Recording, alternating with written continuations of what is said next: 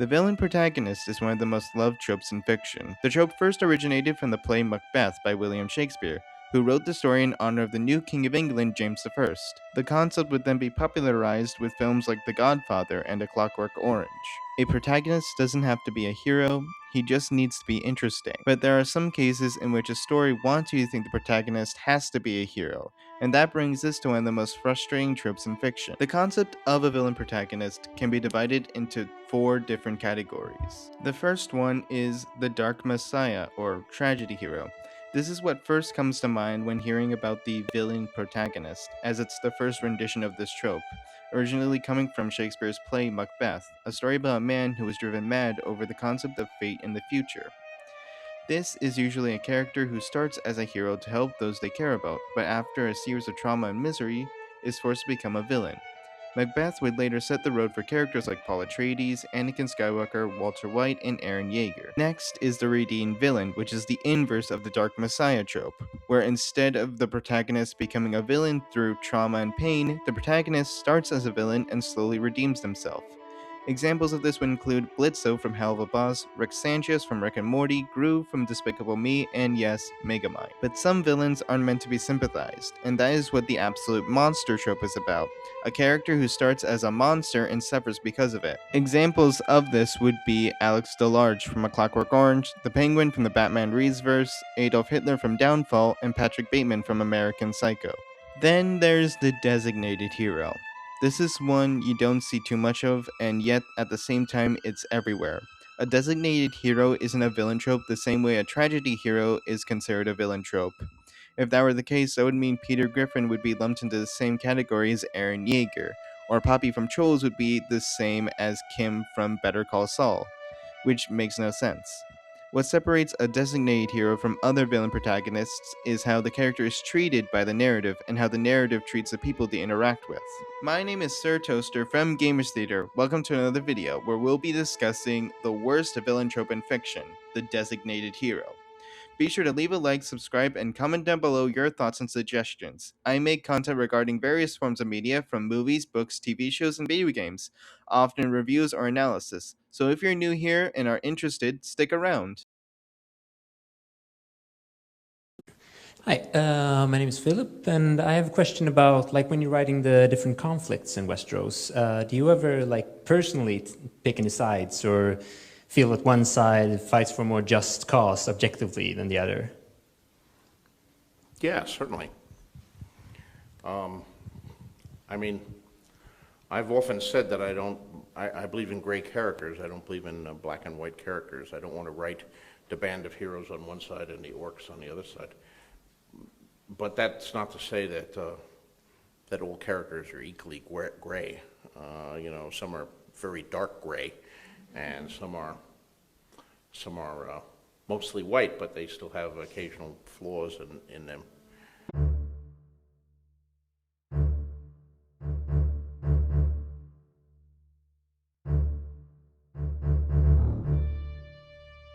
The website tvtropes.org defines a designated hero as a character who, despite being presented as a hero within the story, doesn't do anything heroic. The narrative paints their actions in a heroic light, despite their behavior lining up to more morally ambiguous, reckless, or even outright villainous actions. It should be worth noting that there is an obvious difference between a designated hero and an actual hero or a villain protagonist. For a quick overview, a lot of people might say that Blitz from Hell of a Boss is a designated hero, but that is far from the truth. The idea of a designated hero is that a character faces no consequences for their actions and is portrayed as the good guy of the story, with anyone holding them accountable being the villain. Blitz is a morally gray character, often considered the villain protagonist of the show. But unlike a designated hero, a character that's actually very common in adult animation, and we'll get to that later, Blitz faces consequences, and his actions are not glorified in the story. In fact, a major point of criticism in Season 2 of Hell of a Boss was that Blitz was being blamed for everything else while everyone was uplifted and put on moral high ground, the opposite of a designated hero. I've also seen a lot of people consider certain flawed heroes like Luke Skywalker or Peter Pan to be designated heroes. However, both of their respective stories establish that these characters have flaws and are held accountable for those problems, while showing that they are still good people deep down. The best examples of what makes a designated hero would be Stonewall Jackson from Gods and Generals, Oscar from Shark Tale, Peter Griffin from Family Guy, and the Teen Titans from Teen Titans Go. These characters all have one thing in common. They are failed examples of heroes who are portrayed as good people but are in reality the furthest thing from it. What separates them is why they fail and how their writing falls flat, which is what I'm here to discuss. If the Republicans lose their little war, they are voted out in the next election and they return to their homes in New York or Massachusetts or Illinois, fat with their war profits. If we lose our country. I could spend an entire video discussing how Gods and Generals is essentially neo-Confederate propaganda, and in fact I already have. If you're interested in a detailed comparison between Gods and Generals and Downfall, exploring what makes a good biopic, then check out my video on the subject. I'll leave a card, or maybe link it in the description. Gods and Generals reenacts the first 2 years of the American Civil War, from the Secession Crisis to Stonewall Jackson's death. The film frames Jackson, a Confederate general, as its protagonist and hero. And therein lies the problem. Discussing the real-life Stonewall Jackson is worth its own series of videos, which is why I'll set some cards and links for Atun Shi's content, both his review of the film and his own videos discussing Jackson and the issue of slavery. When it comes down to it, Stonewall Jackson is a designated hero. The film is one speech after another where he's trying to explain how noble he and his men are and that they're super cool badasses. However, he does very little to earn the reputation of hero. For starters, Jackson enforces brutal discipline, executing deserters. Mr. Panelin, if they are innocent, these men will go free. But if they are found guilty of desertion, the courts-martial condemns them to death. It must be so. While the film frames this as a testament to his leadership, it's hard to see the heroism in killing your own men for leaving a war they didn't want to fight. And then there's Jackson's approach to slavery and the Confederate cause. It's really bad. When confronted about the morality of fighting for a nation built on enslaving others by a formerly enslaved cook, Jackson doesn't wrestle with the inner turmoil or have any moral conflict. Instead, he offers a half-hearted excuse before bonding with the freed slave. You must know that there are some officers in this army who are of the opinion that you should be enlisted as a condition for freedom. As if this one interaction absolves him of any complicity. Unlike complex historical figures, Jackson doesn't engage with the moral weight of his actions. He simply moves on, unquestioned and unchallenged by the narrative. This just highlights the most glaring issue, and that's Jackson doesn't even have a character arc. Like, seriously, it absolves him of all the bad deeds the Confederates did and what they represent by not giving Jackson a character arc and not allowing him to question the morality of the Confederacy. His personality can be boiled down to two modes, yell and more yell. He enters the story as a steadfast believer in his cause and leaves it the same way, except now as a corpse. There's no growth, no introspection, no hint of vulnerability. He's less of a character and more of a mouthpiece for the film's revisionist agenda. He doesn't face any conflicts, he doesn't have any consequences for any problems he causes, and there's no repercussions for being complicit in slavery. To understand why Jackson fails as a protagonist, let's compare him to a far more effective and complex portrayal of a controversial figure who stars in their own film, Adolf Hitler in Downfall. This film is a devastating commentary on the dangers of unchecked power and blind ideology. Hitler has a personality and an arc in the story. At the beginning of the film, we see a shy man who cracks jokes with his news secretary. By the end, we get a withering Muppet who died believing he was in the right, no matter how awful his deeds were. Look at the contrast between Stonewall Jackson's monologue and Hitler's monologue. When Jackson makes massive monologues about how great he and his country are, the music erupts all around the characters to celebrate this epic speech. But when Hitler makes a massive monologue about how great he is, there's no music. There's hardly any music in the film anyway. Just the sound of Hitler's voice echoing through the chambers as he wishes death upon his own people. Throughout the broad extent of the country through which you have marched, by your respect for the rights and property of others, Die gesamte Generalität ist nichts weiter als ein Haufen niederträchtiger, treuloser Feigling! You already gained a proud position in the future history of this, our second war of independence. Ich hätte gut daran getan, von Jahren alle höheren Offiziere liquidieren zu lassen, wie Stalin! While Downfall shows us what happens when a flawed person is treated as a god, Gods and Generals demands us to turn the most flawed of men into gods. And in this day and age, which message do you think is more important? Just tell me, Oscar, because I'm curious. Why do you think she's interested, huh? Do you think for 1 minute that she would even be with you if you weren't the rich and famous shark slayer? Come on, you guys, please, don't fight. Are you that blind? At least she treats me like I'm somebody. Yeah, but would she love you if you were nobody? Nobody loved me when I was nobody. I did! DreamWorks films always fall between two categories: a philosophical masterpiece and a soulless cash grab made to fund the philosophical masterpiece. Shark Tale is the latter rather than the former, and it shows in how it treats its main protagonist, Oscar, or as I like to call him, Will Fish. Oh, brother, this guy stinks! From the beginning of the film, Oscar is portrayed as a reckless opportunist who digs himself deeper into trouble with every decision. He launders money for his boss, Sykes, putting himself in a terrible financial position. When his best friend Angie gives him her grandmother's pearl to help him pay off his debt, what does he do? He gambles it away, losing everything. Later, Oscar stumbles into an opportunity to take credit for something he didn't do, killing a shark. He uses this lie to catapult himself into fame and fortune. The film treats this as Oscar's big break, complete with a montage of him being celebrated, showered with wealth, and adored by the entire reef.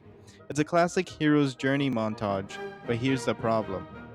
Oscar hasn't earned any of it. What I'm trying to say is that I'm proud of you, Oscar. Yeah, it was nothing, really, you know? All he did was cheat his way around the entire system to be a hero. We know Oscar isn't a shark slayer. We know that he didn't actually do anything to deserve being on the top, just that he was given all the praise for doing basically nothing. Which would have been great if this was some sort of negative point in the film, but the narrative lets him bask in the glory as if he is a true hero. Now, to the film's credit, some characters do call Oscar out. Angie, for instance, yells at him for lying. I mean, what'd you expect? You just take credit for killing a shark and then everything be fine and dandy for the rest of your life? Yeah. But here's the catch. Angie herself is complicit in Oscar's schemes. She enables him up until it directly affects her. Then there's Don Leo, the mob boss who's furious about Oscar's deception. But Don Leo is a mob boss who eats people. Like, seriously, the guy eats people. Why is he trying to hold the moral high ground here? Sure, maybe Oscar may have killed your son, and maybe his other son is dressing up as a dolphin, but you eat people! Neither of these characters holds the moral high ground, so their criticisms of Oscar fall flat. To understand where Shark Tale went wrong, let's compare Oscar to another Zero to Hero protagonist, Hercules. In Disney's Hercules, the titular character earns his reputation. From slaying the Hydra to defeating other legendary monsters, Hercules works tirelessly to prove himself. Everything he gains, fame, fortune, merchandise deals, is a direct result of his heroic deeds. Hercules is never truly called out for being a materialistic hero because, unlike Oscar, he's not a total jerk. But the film acknowledges that heroism isn't just about publicity or fame, it's about character. Hercules realizes that material success and fame don't define him as a hero. Throughout the film, Hercules discovers the true meaning of heroism, selflessness, and love. In the end, he sacrifices his chance to live among the gods to stay on Earth with Meg, the one person he loves the most. He got what he wanted, a place to belong. He earned that spot, just not in the way he thought he would. Oscar, by contrast, has no such journey. His rise to fame is built on a lie. His redemption consists of little more than a rushed speech. The film never challenges him to grow or grapple meaningfully with the consequences of his actions. Instead, it rewards him for his deception, framing him as a hero without making him earn it. Where Hercules struggles to find his place in the world and learns that heroism is about self-sacrifice, Oscar learns nothing. He spends most of the film creating problems for himself and others, and by the end, the narrative expects us to cheer for him, as if he's undergone some grand transformation. It's hollow, unearned, and ultimately forgettable. Oscar had the potential to be a fascinating character, a flawed, relatable protagonist who learns from his mistakes and earns his redemption. Instead, Shark Tale reduces him to a shallow, self-serving caricature who is handed hero status on a silver platter.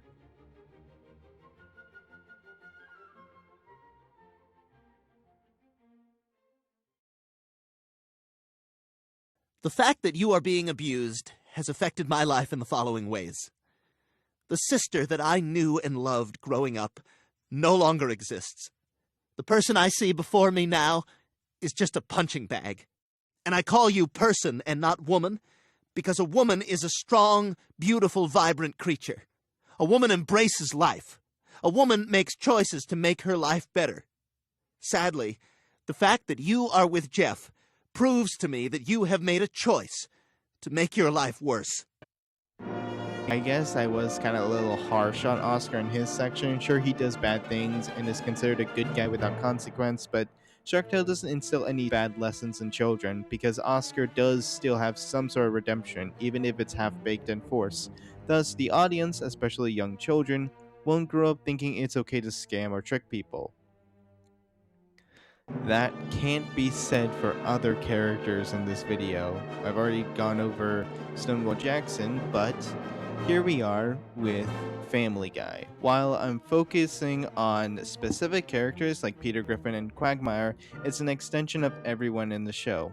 Everyone in the entire series is a terrible and cruel person, but the show just forces the audience to see them as a good guy. Peter went from a lovable fool to an absolute psychopath, but the show forces you to believe that he's still the lovable fool that he once was. He abuses and murders people, and it's meant to be considered funny, and he doesn't face any consequences or learn from what he's done. It's all edgy shock value. Every now and then, Peter will just murder an innocent bystander or beat up Meg for the sheer fun of it. Or Quagmire will go and chase an underage girl because apparently that's funny to adult show viewers. Everything these characters do is meant to be funny or seen as a good thing, and even though Peter and the other Family Guy characters are literally the most evil cartoon characters ever, they are still considered in the right because funny. Take the episode where Quagmire has a sister that's in an abusive relationship. I should clarify, this sister did not exist in previous episodes, and she does not exist in later episodes. So this is like a self-contained universe, but like I'll just get into discussion. Quagmire writes a letter to his sister about her abusive relationship. Instead of offering support, he victim blames her, saying he doesn't see her as a human being because she made a conscious choice to stay with her abuser. This scene could have been a powerful exploration of how toxic family dynamics perpetuate harm, but instead Quagmire is portrayed as the voice of reason. Quagmire is a rapist who chases after women and children, and despite what he claims to Brian, he's not honest about it. I date women for their bodies, but at least I'm honest about it. I don't buy them a copy of Catcher in the Rye and then lecture them with some 7th grade interpretation of how Holden Caulfield is some profound intellectual. No, Quagmire, you're not honest about it. In the episode Quagmire's Mom, Quagmire sleeps with an underage girl and takes pride in that with no shame, but instead of being upfront about the person he is, he blames his mother or someone else for why he is the way he is. His actions are considered okay because it's a funny character gag, but it's not. It's a glorification of sexual deviancy. The scene where Quagmire reads the letter could have worked if he was held accountable for being a piece of shit to his sister, but no, this is meant to be seen as the right thing to say. How about we compare that moment in Family Guy to a scene from Hazbin Hotel? This could be worth its own video, and maybe I'll make it its own video, but in this scene, Husk helps his friend Angel Dust, who is a victim of abuse and sexual harassment, by singing the song Loser Baby. He tells Angel that he is indeed someone from rock bottom and that Angel's life is a mess, but that's not a bad thing, nor is it Angel's fault. He helps Angel understand that he doesn't need to build up walls to protect himself from trauma and pain, and instead offers to be Angel's shoulder to cry on, making it one of the best scenes in Has Been Hotel. I feel like people who shit on Loser Baby are also the ones who cheer at the scene with Quagmire. Now, you might argue that Quagmire is actually not meant to be seen in the right, and the whole gag is that he is a bad person. But if we consider that, we have to understand that the show does nothing to actually make Quagmire seem like a bad guy. Instead, it tries to minimize what he does and portray him in the right, with anyone else who tries to hold him accountable being put in the wrong. Whenever he's being abused or hurt, he's framed as an innocent victim, even if it's a consequence of his own actions. If you still don't buy it, how about we explore a better example of what Quagmire allegedly is trying to be? Alex DeLarge from A Clockwork Orange. A Clockwork Orange, both novel and film, explore a bad person who is not meant to be seen in a positive light and faces consequences for his actions. And he's also a very pitiful character. Note that I said pitiful and not sympathetic, because Family Guy wants us to see Quagmire as sympathetic. Alex, on the other hand, is put through the ringer throughout the entire film, and it's all a product of the terrible things he's done. In the film, he's tortured by his former friends that turned into cops, and in the book, he's tortured by a gangster he used to beat up plus one of his friends that he used to bully. By the end of the story, Alex is tortured by an old writer, a writer that Alex had crippled and forced to watch as they tormented his wife. Alex has to sit and let it all happen because of the experiments conducted on him, preventing him from fighting back and defending himself. By the end of the film, Alex learns nothing and goes back to being a monster, but it's not glorified. Because the main theme of Clockwork Orange is that you can't force someone to be good, they have to make the conscious choice on their own free will. By taking someone's choice, you strip away what makes them a living being. What Alex goes through isn't meant to be perceived as punishment, but instead a window into a society that normalizes this behavior. I can't just make a video essay talking about Family Guy and not mention Seahorse Seashell Party, where Meg calls out her family on the abuse they inflicted on her for the past years. Throughout the episode, the whole Griffin family is going insane because they no longer have a punching bag to absorb all the hate they have for each other. And by the end, Meg lets her family treat her like shit. This doesn't just victim blame people, it glorifies domestic abuse and child abuse. Meg is probably one of the most loved characters in Family Guy, and she's going through this much misery just because her family needs to torture her. It's a glorification of abuse that only serves to try and make the characters look like good people for doing awful things.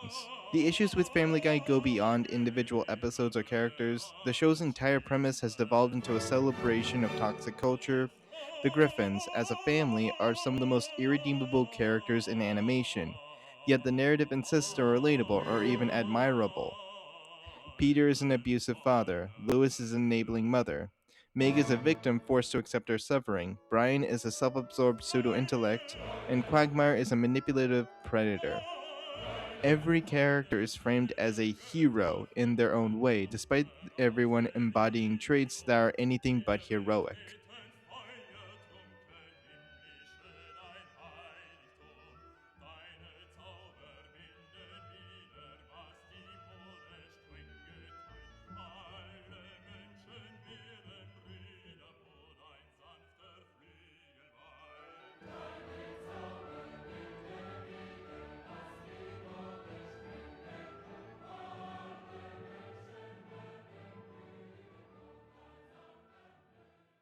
Every example I've discussed so far involves characters whose actions are either glorified or go unpunished, sending harmful messages to the audience. Stonewall Jackson glorifies war and slavery. Oscar, well, he doesn't really glorify anything, but he also has a half baked redemption arc for his scams and wrongdoings. Peter and the Family Guy cast glorify abuse and sexual assault. And then there's Teen Titans Go.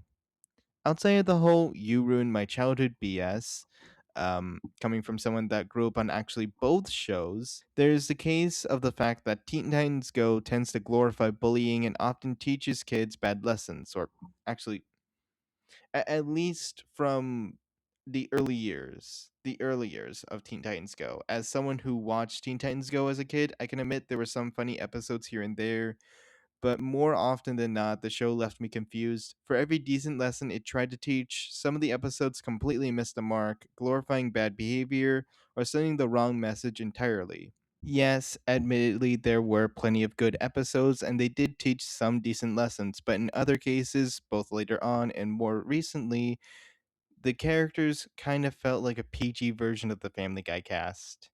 There were plenty of episodes where Titans do pretty awful things, and it's just considered a heroic act. Like, seriously, is this meant to be on purpose? There are some cases where you can feel the sense of irony in these episodes, but they just kind of fell flat.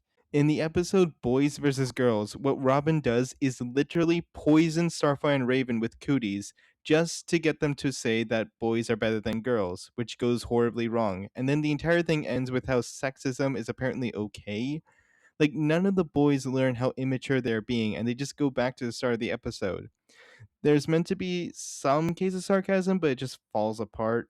Then there's Artful Dodgers, where the Titans have to cheat in a dodgeball competition to face the Hive. Instead of practicing or even accepting a defeat, Robin calls the cops on the Hive, causing them to forfeit. The Titans celebrate their default victory, and the episode ends with a lesson: cheaters always win. Yet I should also clarify, if I wasn't clear, the Titans were cheating the dodgeball competition. What makes this very frustrating is that the Hive, which are the antagonists of this episode, played fairly, and the Titans, our supposed heroes, are so petty and entitled they resorted to outright cheating throughout the entire competition until they lost to the Hives, which then they called the cops on them. And the narrative treats this like a good thing. It's not just a bad lesson, it's a betrayal of the very concept of heroism, at least from a child's perspective. Think of it this way: lots of anti heroes would actually approve of cheating a dodgeball competition to get one at the villains. I could 100% see someone like Red Hood or maybe Green Arrow encouraging the Titans to cheat or suggesting cheating just to stop the Hive from doing something. Hell, I could even see Batman encouraging Robin to just cheat in order to stop the Hive. However, that's not at all why the Titans were cheating in the first place. They were not cheating or to beat the Hive because it's right.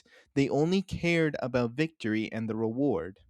Now, one person could claim these are meant to be ironic, and you could 100% agree with that. These lessons are meant to be out of pure irony. The problem is that it's so poorly executed, it doesn't work at all.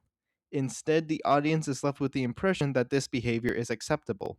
To see how to properly do irony, let's look at one of the best cartoons ever, The Amazing World of Gumball. This was another show I watched growing up, and it was great. The series used irony to teach some interesting lessons. Usually, after an extensive adventure, one group of characters think, wow, I think we learned a lesson, and other characters go, yeah, and speak the exact opposite of what they should have learned. I should bully even more people to learn extra life lessons. What? No! The lesson is... These moments are meant to be comical and not taken as the true point of the episode, since the characters either learn their lesson another way or they are just held accountable for being a numpty. A good example is when Larry quits his job. In that episode, the Wattersons reveal how horribly they treated Larry, and in one case, Darwin says, Well, the customer is always right, so even though you were very clearly in the wrong, you were in the right. This is meant to be taken out of irony, as the episode makes it very clear that the Wattersons were in the wrong and Larry was in the right. The entire episode was about respecting workers because they have a tough life due to entitled customers who constantly harass them or make their lives hard. And the term, the customer is always right, is only used in terms of what the customer wants, not in stealing or threatening workers. The episode also ends with the Wattersons paying Larry, but not enough to pay for the pizza because Larry quit, causing the apocalypse. So they end up paying him in dead rats and fake money, since there is no way to actually make money. There is also an episode where Gumball is trying to find a secret society and does some dumb stuff to make it work. And when the cast reveals that there is no secret society, Gumball still thinks they're lying, but he doesn't care anymore. Instead, Gumball decides to appreciate the people he has around him instead of trying to find some crazy conspiracy, even if he thinks there is one out there. What? They pretended there was no secret society to cover up the real one. Are you seriously telling me you learned nothing today? Oh, I did learn one thing. I learned that I don't need any stupid secret society. Because I got you, dude. Oh, you... 1. The Wattersons, unlike the Titans, are likable people, and instead of being low-key psychopaths, they mean well at the end of the day. 2. The premise of the episodes are often wacky and insane, but there's always a deep underlying message to it that makes it even funnier. 3. It's actually very funny. Unlike Teen Titans Go, where they think bullying is hilarious, The Amazing World of Gumball sticks to the classic style of funny when you're a kid and hilarious when you're an adult. 4. The Amazing World of Gumball is a show for much older kids and adults, not 8-year-olds. A 13-year-old or a grown man won't actually assume that shoving rats into someone's face is the right way to treat someone, or that running from your problems is okay. An 8-year-old might assume, however, that Christmas is about presents if their favorite superheroes are out there saying that with no one to object. I didn't want to talk about Teen Titans Go in 2025, but it fits the trope of a designated hero way too good. The show often, in its early years, glorified bad behavior, sent harmful messages, and failed to live up to its potential. While it's easy to dismiss criticism of Teen Titans Go as nostalgia driven or overtly serious, the truth is that lessons matter, especially for younger audiences. At its best, the show could be a clever parody or a fun adventure. At worst, it's a shallow, mean spirited cartoon that teaches kids the wrong lessons. Or at least it was during the early years. It's been a long time since I've actually seen a Teen Titans Go episode. Maybe a lot has changed since then.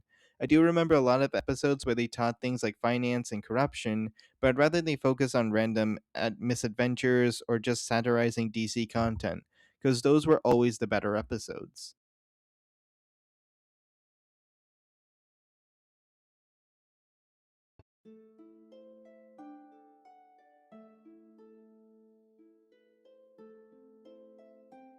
I originally planned to do a section on Velma, but honestly, there's not much to say about it anymore.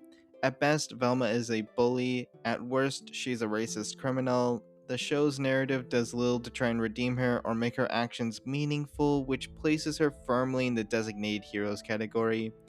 And that brings us to the heart of this essay: the stark difference between flawed protagonists, villain protagonists, and designated heroes. A flawed protagonist is shaped by their imperfections, which are integral to their character arc. Their flaws create conflict, drive growth, and invite audiences to relate to their struggles.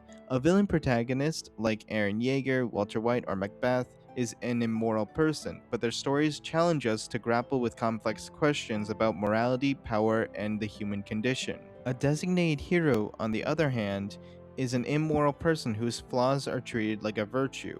At worst, they'll leave behind bad lessons for the audience to internalize, whether it's glorifying abuse, dishonesty, or outright villainy. That's why, to me, the designated hero is the worst type of villain in fiction. Unlike a villain protagonist, whose moral ambiguity invites introspection, or a flawed hero whose struggles reflect the human experience, the designated hero is a narrative illusion. Thank you so much for watching. This is one of the first videos I've made after I took my hiatus. My AdSense just got fixed. That means I am now officially able to actually profit off of YouTube views, which is really good for me. I want to give you all a thank you for making it so far. If you did make it to the end of the video, comment down below what you think is the best example of a designated hero, or what your favorite protagonist of 2025 is, and I'll see you all in the next one. Bye bye.